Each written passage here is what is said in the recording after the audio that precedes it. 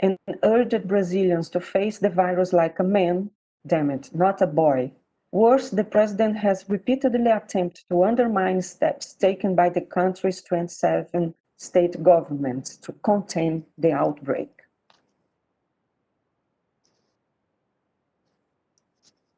From day zero, we have almost 107,000 deaths from COVID following just United States. Anyhow, let's talk about the exclusion system in Brazil. Brazilian cities are not poor, but are socially and spatially extremely unequal. Brazil was founded on the bodies of indigenous and Black slaves, and so today we are a result both of the public policies the state should have done and of the public policies the state chose to do. The violent condition of poverty is at the heart of the urban crisis. It is aggravated on a daily basis by 1. The intensification of the peripheral pattern of cities. 2. The linking of real estate capital to financial capital. 3. The political immobility in implementing the urban reform. 4. The imposition of individual private property in cities. 5. The inefficiency of the judiciary. 6. The State Market Association. 7. The strategically constructed political discourse, which are by no means constructive. Nevertheless, the permanent housing crisis has been mistakenly and historically understood a housing deficit and not as gear of the capitalist mode of production. It is particularly important to recognize that, on the one hand, slums, urban occupations, and peripheral settlements occupy devalued or not financially valuated areas, while, on the other hand, public housing programs such as Minha Casa Minha Vida, My Home My Life program repeat the logic of poor people in poor areas, determined by the establishment of large population plots in areas with no city. In large Brazilian cities, we know that auto-construction or self-built houses account for about 70 to 85% of Brazilian housing provision. This means that the narrative of the precariousness of poor performance of these houses should not and cannot override the effective responses given by the residents to their housing needs. The universe of auto-construction opens the conditions of poverty derived from the undemocratic decision-making process of the city, imposed by the State Market Association and the enlarged economic and political crisis. There are a significant number of families and individuals living in conditions of vulnerability who do not have their rights guaranteed by the Constitution, such as basic sanitation, water supply, sanitary sewage, solid waste management, and rainwater management.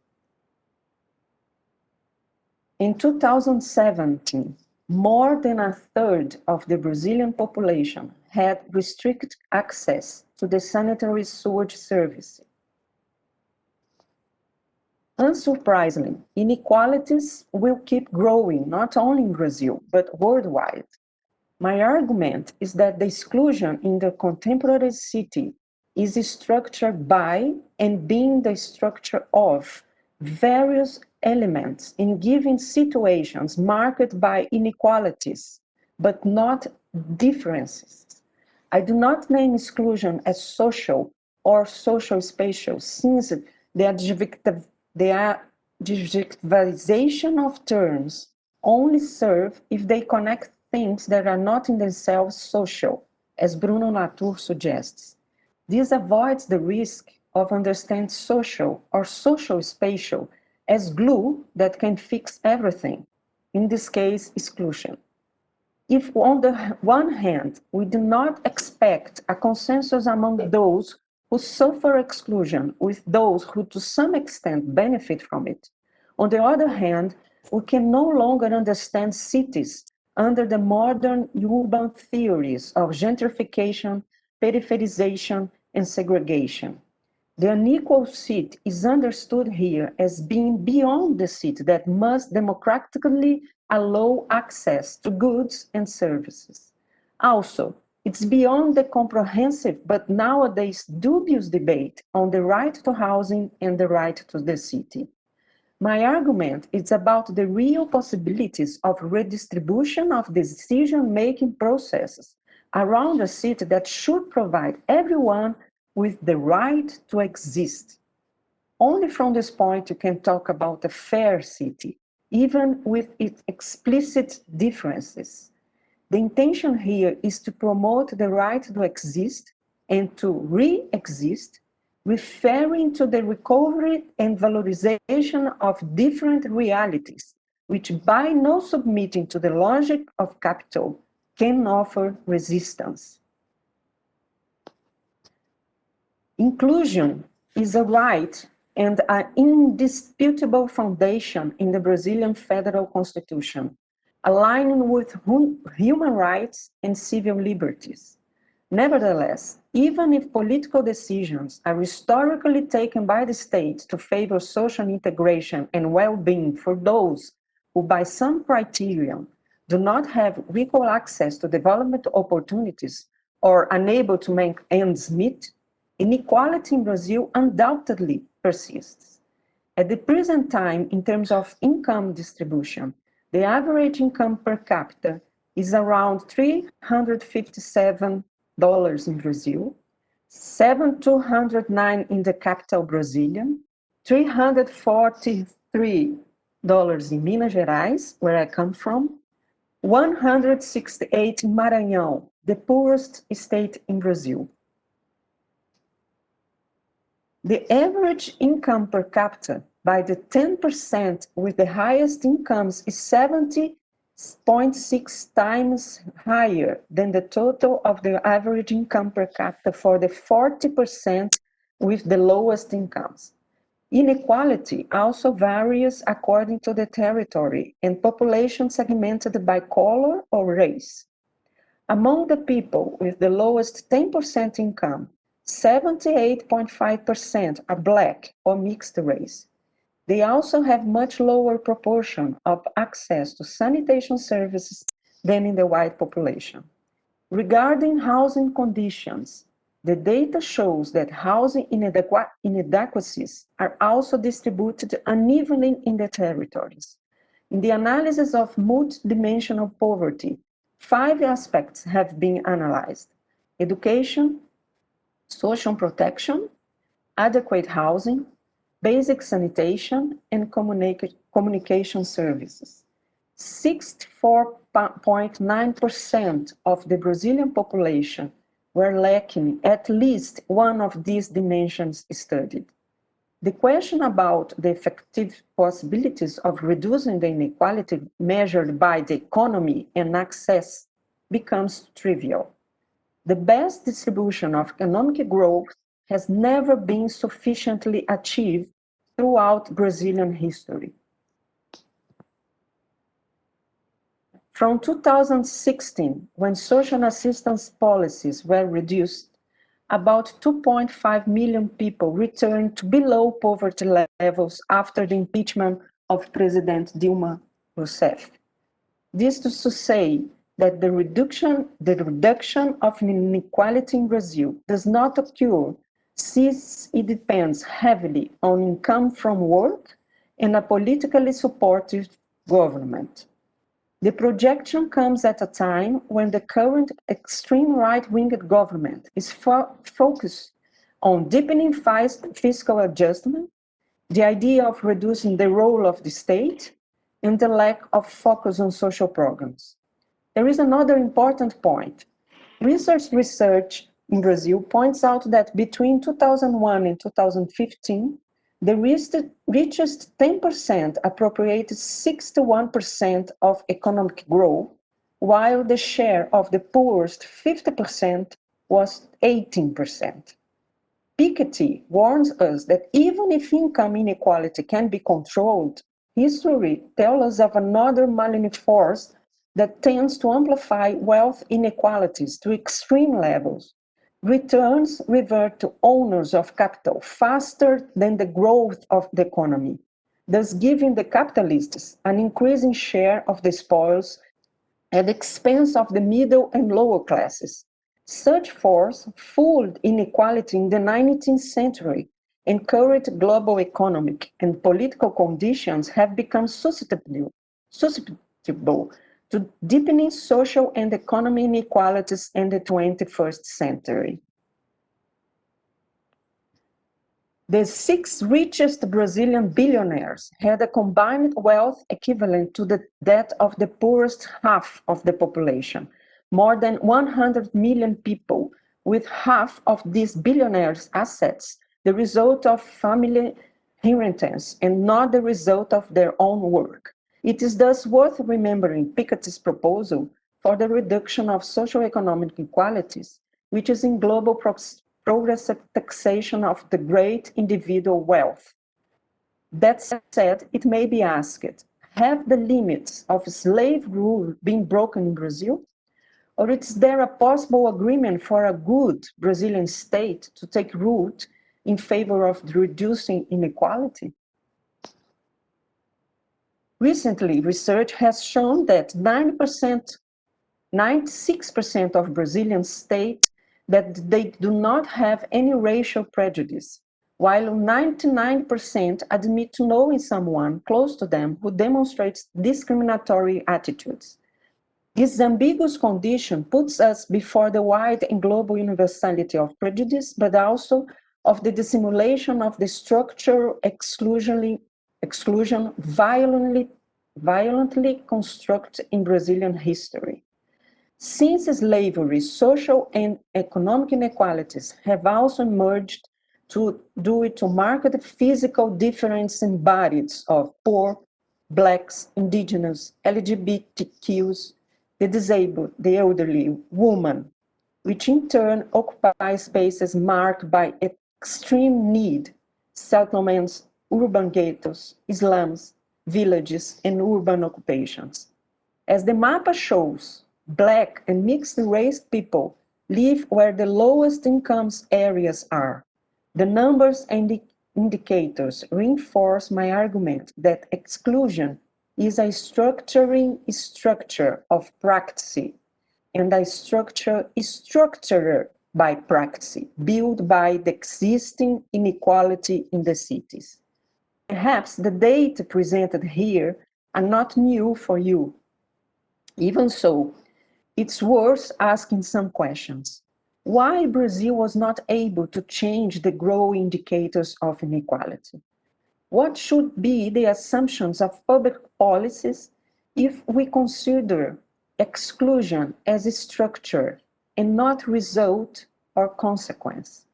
As researchers and professors, what can we do? One of my assumptions refers to Ricardo Sanin Restrepo's theory of encryption of power.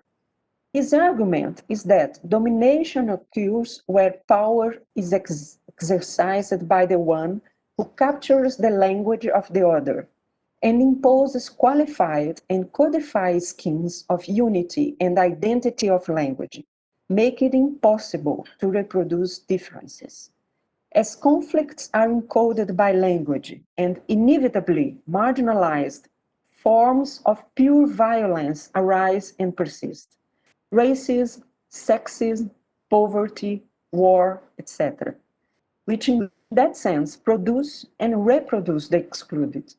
For Sanin Restrepo, we only have access to the world if we have access to politics, and if so, we cannot politically respond to the world if the language is encrypted and the place of enunciation and communication of language is reserved for qualified people or denied to people that generate difference. Therefore, by the assumption of power encryption, it's understood that access to the right to housing into the city is impossible insofar as the decision-making processes are carried out in forums, bodies, instruments and channels that have rules, protocols, norms, processes, and visible acts, but are in no way intelligible or democratic.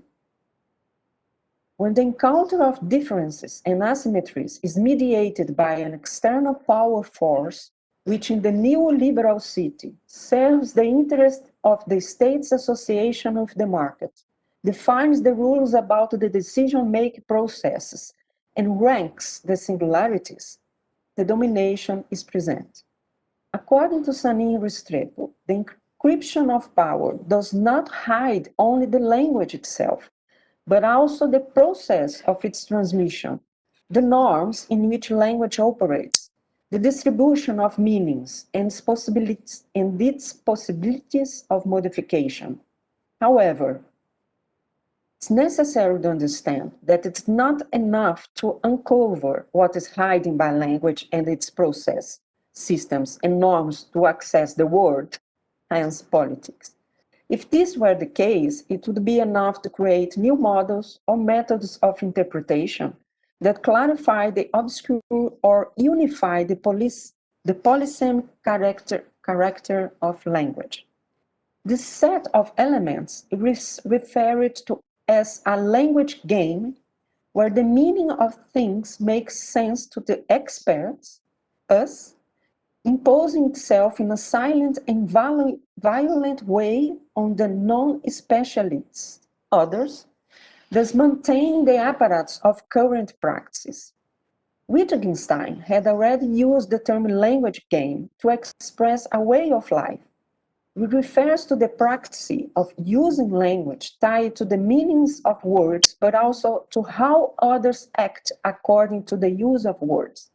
This means that explanation of the thing is not possible, but only its denomination, which is given by whom already knows what to do with it, or by whom is responsible for it.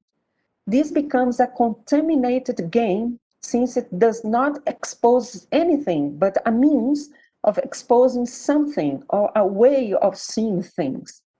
Indicators, numbers, and categories, but also rules, planes, and models, form a language game that aligns certain perspectives and theoretical practical choices made by specific groups.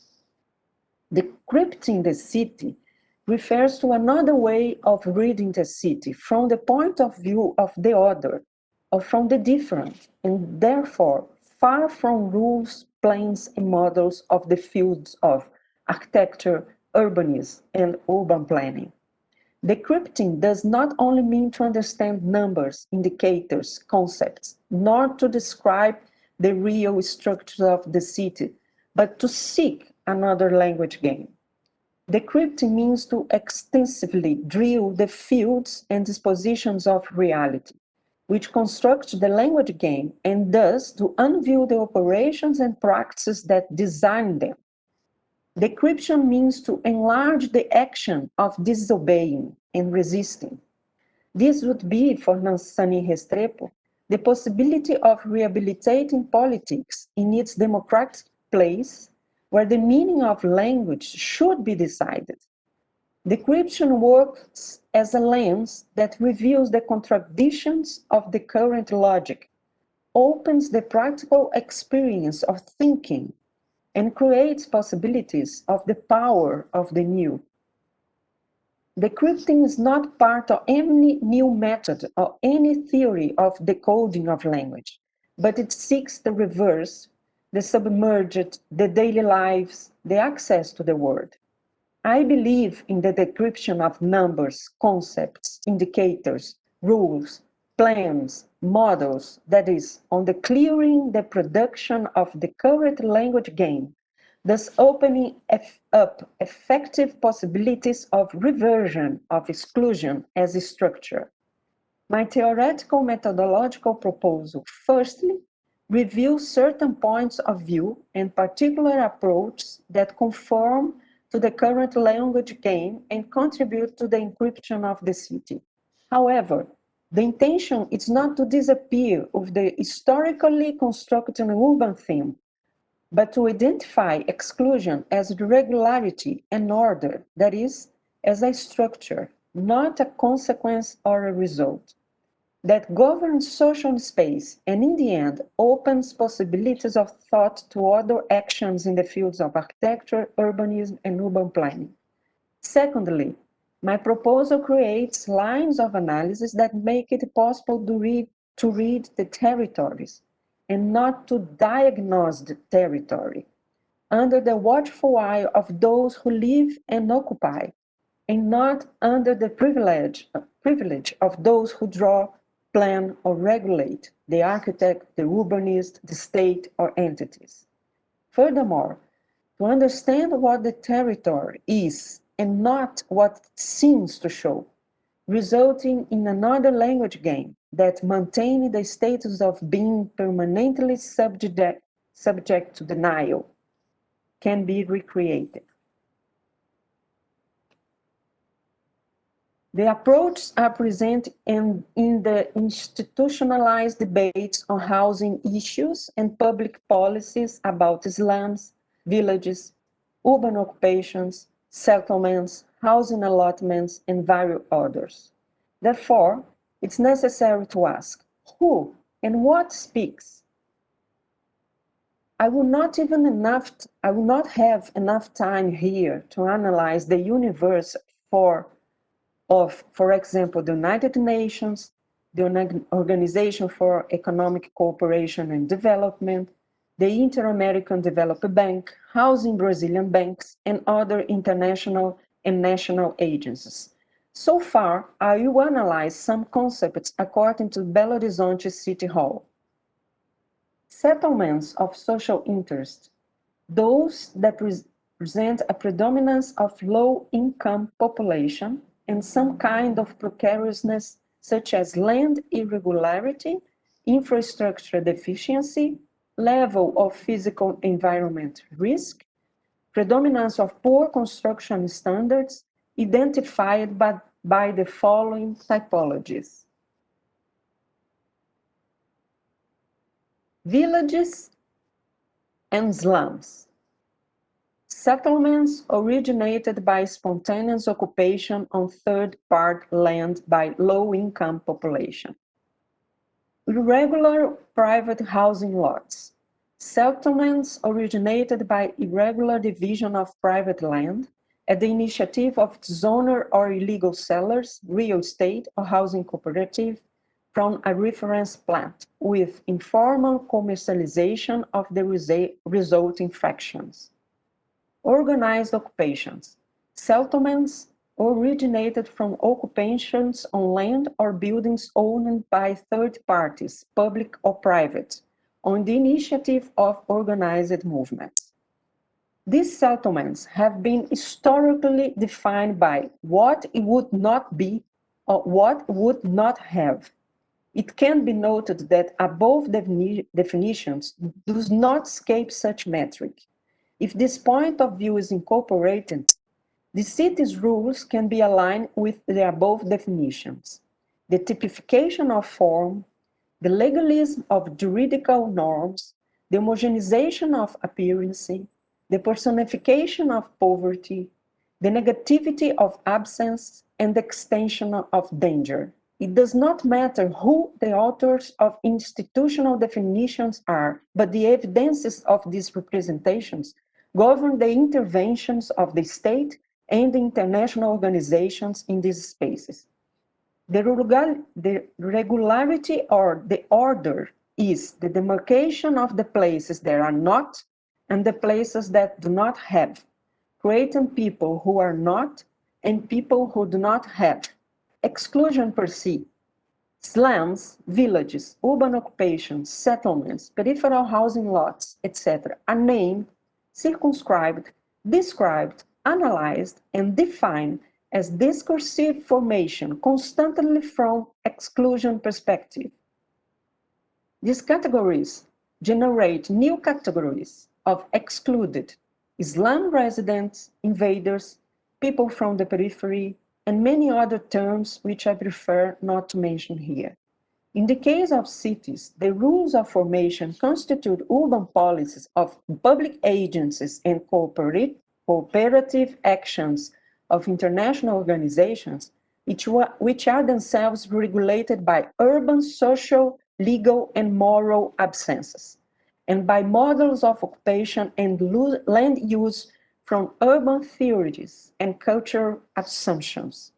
In this sense, the rules are as unrelated to the fact that the city is a place for political action of all its inhabitants as they are arbitrated by the political and legal capital of certain individuals, groups, social classes, and institutions because of the social position they occupy in the city and in the world. Therefore, discursive relations, being established relations between institutions, economic and social process, forms of behaviors, systems of norms, techniques, types of classification, modes of characterization, becomes practices and not simple manifestations of some. The concepts of slums, villages, urban occupations, settlements, etc., seem to be words, but worse than what the words show, it's what they hide.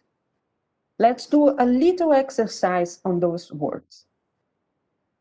The words are used to define settlements in land or buildings owned by third parties or the property of others, subject to the legal concept of individual private property. The question is, what if these definitions enunciate occupations in land or buildings that do not meet the social function of property or the social value of land? The degradation, the precariousness, the inadequacy currently present in the discourses, adjective subject revitalization depending on the subject of those who look or speak, are far from them understand that the great, or right, or ideal housing standard is that which the working class thinks it can achieve through the possible advance within the political, social, and economic conditions in which it finds itself. What if slums, villages, urban occupations, settlements, tenements, etc., were understood only as housing or as possible answers for residents because of the political, social, cultural, and economic conditions they face? Illegality and informality are reflections of norms, laws, and legal treaties that undoubtedly indicate the complexity of the issue, more associated with the imposition of economic and political interests, as well as technical parameters than legal precepts. What if the legitimacy of the actions produced by the residents and social movements were recognized by the fact that they represented in themselves the conflicts arise from the very principles that instruct legality and formality? Who or which institutions are not interested in having other rules for developing a city? My proposal is regulated by the prospect of another language game. Wittgenstein states that a rule is there as a guideline, which, if it proves doubtful, can open a crack in the foundation, creating other rules and another set of language. Or, using the words of Pierre Bourdieu, the threat can create an alternative logic of practice.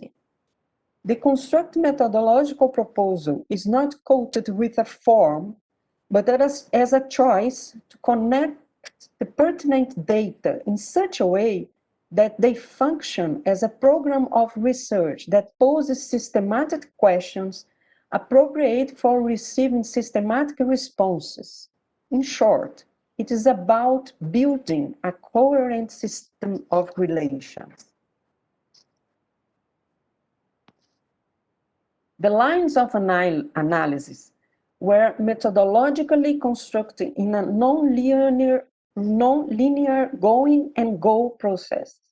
It's based on Pierre Bourdieu's relational analysis methodology which has two presuppositions: the rupture of the pre-constructed problems about what one wants to investigate, and research problems are socially produced and never recorded data.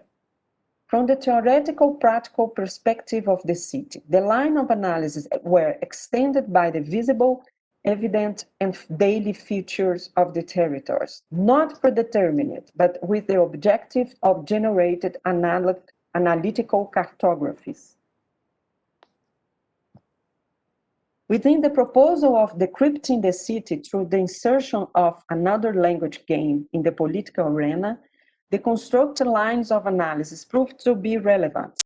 It should be remembered that this proposal does not aim to portray the territory, but to review the complexity of the urban dynamics encrypted by the current approach and to indicate another one based on the narratives of the other. From there, a digital platform accommodates the narratives of the residents with the objective of visually making available another reading of the territory or other language game, which is not based on institutional or scientific categories or models or plans or rules. In my proposal, lines of analysis carry traces of temporality and permeability insofar as differences are permanently rebuilt in everyday urban life. This understanding displaces the emphasis of hegemonic discourses in relation to what is typical to daily life, typical of daily life, of local life, and to the way the residents occupy and experience the city. Due to this, there is no pretension of absolute or definitive result. My aim here was to understand that exclusion and structure of the city give us the possibility to face it through more coherent public policies, and the resignification of the language game allows the residents to claim political authority in their territories. I hope I could contribute to some extent to a critique of the contemporary production of cities where the resistance means the right to exist, far beyond the so-called right to this city or right to housing. Thank you very much. Thank you so much, Denise. That was quite fascinating. Yes, it is, as I always expect from you, challenging us to really completely rethink the way that we approach cities and space. Denise, just excuse me a moment. Could you close the door, please? Sorry about that, Denise. There was a bit of a noise outside. I hope my English was clear enough. It's quite difficult. It was excellent. We got the message. It was really amazing. And for me, one of my titles that I neglected to mention earlier, that I am a research chair in spatial transformation. And the parallels with the South African condition are incredible in terms of the inequalities that exist in our cities. I think South Africa and Brazil are notoriously constantly competing for the position of being the most unequal societies in the world, unfortunately, and the spatial implications of that inequality are very evident, as you've shown in several of the maps that you've presented and some of the issues you've raised. I don't see any questions from the audience, but I'm just going to give some reflections on what you've presented. I mean, this idea of the right to exist, those images you showed initially almost as provocations are incredibly powerful, and you told us to remember those images throughout your presentation, and I do. And then this idea of the right to exist, and then considering what is a fair city. I think we're all quite heartbroken at the political situation in Brazil, and almost like going back, if I can say that, after having made progress and achievements in many ways. And we've seen now, especially with COVID, how toxic political power, what damage it can do. I think with the COVID situation, this has become so evident and so clear. So that is, we always looked in South Africa for many years, we've looked in terms of housing policies and approaches to the city, we've looked at Brazil as a pioneer. And so I think we're also in a way saddened by the fact that a lot of what we aspired to, what we looked in the Brazilian models seem to be broken now, and I'm quite saddened by that. One of the things that stands out for me in your presentation is this apparent conspiracy between government and big money or big capital, which is a global condition, but in contexts of high inequality like South Africa, Brazil, I think it's even more so. In my home country of Sudan, that's also a very big issue, and it's usually capital crossing borders. So it's big capital from the Gulf countries, and then leading to interventions that lead to incredible exclusion and incredible disadvantage. So COVID-19, as I said, exacerbates this inequality. I mean, people being asked to wash their hands numerous times a day, and where do we get the water from that for that? Exactly. And you've mentioned there's a map or you mentioned it in your text about just the lack of access to things like sewage networks and water in this case, and with COVID, COVID also kind of bringing to the fore this inability to socially isolate. It's just an impossibility for many communities. And also the spatial conditions where people live so far away from job opportunities that they're forced into crowded transport systems in the age of COVID to get to their job opportunities. So the spatial disadvantage is incredible. You showed a map of the income levels, and you mentioned race and implications of that on the spatial condition. So how do we stitch the city together, and how do we do that in such a way we're not in that map you showed where there's certain conditions in certain areas in Belo Horizonte? I was thinking we don't need just a focused intervention here or there. We actually need to restructure the whole city so that it's more integrated and everyone. Yes. So maybe I can give you a chance to comment here before I say the rest of my. What I just want to add after your excellent comments, I must say, it's quite difficult for us. I can say about the Brazilian ones, but I also include the South Africa, and I could say I could include the poor countries. But it's quite sad that just now, after the coronavirus, we can actually see how the territories are. I mean, in a global situation.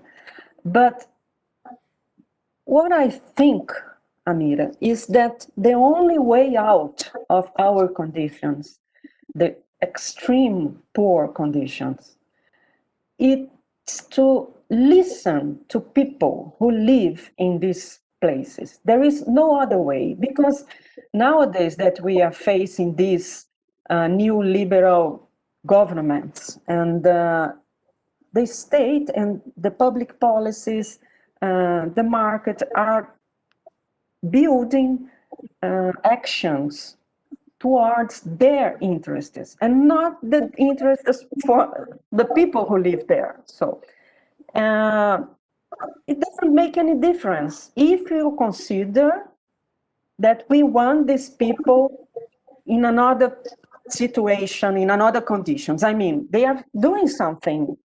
Sometimes they are doing important things, but they are not doing things that are pointed to change their social and political condition. That's the point. That's the key point. So the only thing that we could do to change the social and political conditions in the poor places, in my point of view, is we have to start listening. We have to start to listen to the people. What do they are? What do they want? And how could we contribute to them to change their conditions, but from their point of view? That's my argument. Would that, Denise, would that then relate to this theory of decryption and reading the city from the point of view of the other? Could you perhaps elaborate on that a little bit? Exactly, because what we have done, and I'm not talking just about the state, the public policies, but also the university. We go to the territories, we go to the poor places, and we try to do things according to our point of view, to our technical and political and cultural point of view. You have to change this. It's not working. And why it's not working? We just have to see the cities, and then we can see that it's not working. Otherwise, we could have another and different cities, and we could have equal cities, but we do not have. So it's not working. And if it's not working, we have to change. And how we could change? I think that we have to start listening to people, but listening in a way that the narratives from the residents change our way of doing things. It's not just listening and then we just listen to you and it's quite nice. No, we have to change the It has narrative. To change. We have to transform ourselves. We have to change ourselves. We have to change our practices. Otherwise, the cities are going to be as it is, as they are now. Nothing's going to change. But when you were speaking about decryption and reading the city from the point of view of the other, I wrote in my notes here that to achieve spatial transformation, we need to transform the professions. We need to transform our professional practice. We need to transform our education. I think that relates a lot to what you're saying now. Yes. The current condition with the encryption of power, you mentioned the word capture. That it's almost like capturing the language of the other. And yes. Capture is a word that has great resonance for us in South Africa currently, with a lot of corruption and what we're referring to as state capture of state institutions and so on. Yes, so that's capture in that spatial sense, in the sense of the structure of the city, in the sense of excluding other voices in decision making about the city, and you've related that to marginalization and the production and reproduction of disadvantage. I'm finding that quite fascinating, and again, having incredible resonance to my home country in the Sudan, incredible resonance to what is happening here in South Africa, and disputes around land and access to city space.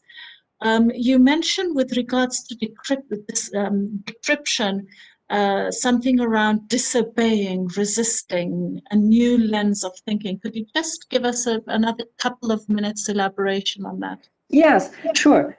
Let's talk about the capture of language and what does it means, what I mean about this. Let's talk about favelas or shanty towns, considering South Africa. Why do we call these places a favela or a shanty town? Why? Because it's just a word that carries a lot of things that that interests some part of some group, interests the state, but it's not important to the people who live there. It's a housing settlement. It's a housing settlement, like any other one, like the place that I Absolutely. live, Absolutely. the place that you live. It's just housing. Because when we say favela, when we say shantytown, we are carrying a lot of another words which identify the place as an absence of quality, of social life, of daily life. People live in these places. So let's say housing settlement. Then we can understand what they have there and not what the state or the university or United Nations think that they have. That's the difference. So we have to change this. That is a language game. And this Yeah. language game is important just for a specific group, not Absolutely. for the residents. Yeah. Absolutely, absolutely. I completely agree with you, and I'm just finding what you're saying so incredibly powerful and important. And it's important for us to really change our thinking completely in order to achieve the spatial transformation that we aspire to. Denise, I just want to ask, is there a question? Yes. Could you read it for me? Okay. Or show it to me. Apparently there's a question, so let me just get there. We just have 5 more minutes or Okay. less. So you need to put it closer because I can't see. Oh, okay. Is in this one is in the chat? We're struggling with the technology. So, oh yes. Okay. So there's a question here from Marcel. I really enjoyed Yes. the discussion about how different words are used to legitimize and illegitimize different ways of settlements. It reminds me that technology is not neutral. It has politics, and how the different settlements shape our ways of life, often reinforcing inequalities. I am wondering how we can redefine those concepts and insert words that resonate in communities and link the academic analysis with the realities of the communities in the ground. And then it just says, thank you. Okay. I'm going to give you 1 minute to respond to that, and then we need to conclude. Well, I just think that the task, it's not redefine concepts. It's just to let the residents say the words that must be used. I think we cannot find another concept. I just want to listen to the residents. Let's hear them. And this is legitimate. This is not legal or illegal. We have to skip from this legal and illegal concepts. So we have to understand that their words, it doesn't matter what kind of words they are going to use. Their words, the residents' words, are the important ones, and they are the legitimate ones. Then we are going to legitimize the space, the city, because the city, it's not for the state and not for the international agents and not for the university. The city is for everyone who lives in the city. Wonderful, wonderful. It's a beautiful way to end. It's a powerful talk. I would really like to take this conversation forward in some way, and I'll find ways to do that. Yes, someone is saying obrigado. Which is thank you in Portuguese. Obrigado. Okay. So we need to say goodbye to you. We would be clapping if we were in one venue, but we have been greatly honored to listen to you. Thank you so much, Denise. Thank you very, very much, Amira. It was quite nice to talk to you, to talk to everybody who's listened to me. It was quite a wonderful invitation. I'm very, very glad to be part of the conference. Thank you very much. Wonderful. Thank you. Bye-bye. Take care. Bye-bye.